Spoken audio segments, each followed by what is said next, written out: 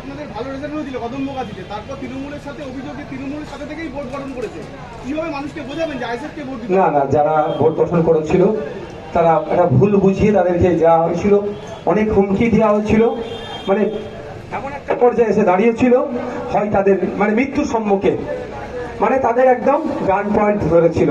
সেক্ষেত্রে তারা এখানে সবাই আছে কম বেশি, তারা কিছু করার ছিল না।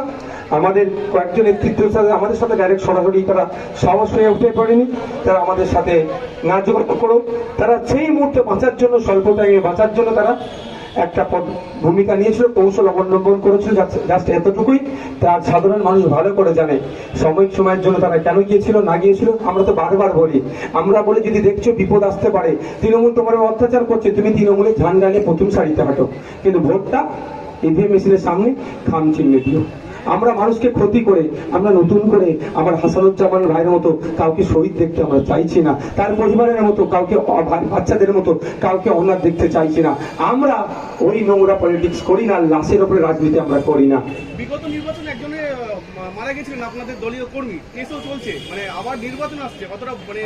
হাসানুজ্জামান ভাই, তার পরিবার আছে, আমরা বছরে একবার করে এসে মালা পরিয়ে দিয়ে চলে যাই না, অমর রহে বলি না, খোঁজতে দেখতে পারেন। হয়তো বছরের নির্দিষ্ট ওই দিনটা আমরা আসি না, সারা বছর আমাদের কর্মী বেঁচে থাকলে হাসানুজ্জামান আমাদের হয়ে লড়াই করতো, আমাদের হয়ে কথা বলতো। তিনি আমাদের মধ্যে নাই, তার পরিবার আমাদের সাথে যাতে যুক্ত থাকতে পারে, আমরা যে আইএসএফ এর পরিবার সেই রকম পরিবার হিসাবে তাকে আমরা আগলে রেখে। শুধু হাসানুজ্জামান নয়, আমাদের আরো 3 জন কর্মীকে শহীদ করেছে এই তৃণমূলের আমলে, প্রভাঙরের 3 জন, তাদের পাশেও আমরা তাদেরকে আইএসএফ আগলে ধরে রেখেছে। এই নির্বাচন আমি আশা করব শান্তিপূর্ণভাবে ভোট হবে এবং মানুষ এই হানাহানিতে জড়িয়ে পড়বে না।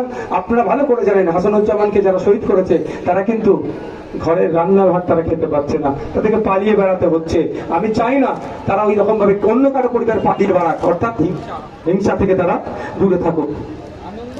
পোস্টার ব্যানার লাগানোকে কেন্দ্র করে বিজেপি তৃণমূলের মধ্যে সংঘর্ষ, সেখানে বিজেপির এক সভাপতির ওপর অস্ত্র দিয়ে ধারালো প্রতিনিয়ত ওই রকম আইএসএফ এর কর্মীদের উপরে হচ্ছে, আইএসএফ এর পতাকা নিয়ে আগুন জ্বালিয়ে দিচ্ছে, মারধর করছে, পতাকা লাগানোর জন্য, ব্যানার লাগানোর জন্য মারধর করছে।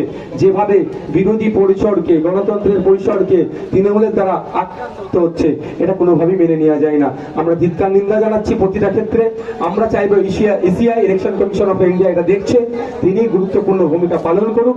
প্রত্যেকটা রাজনৈতিক দলের রাইট আছে এই ব্যানার, পোস্টার, হোর্ডিং লাগানোর, তারা লাগাবে এবং সেটাকে যাতে নিশ্চিতভাবে লাগাতে পারে তার সুব্যবস্থা ইসিআই ব্যবস্থা করুক। Thank you.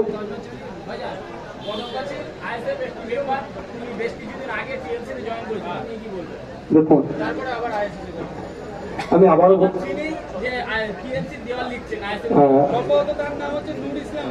এখানকার লোকাল একটা ঘটনা ঘটেছে।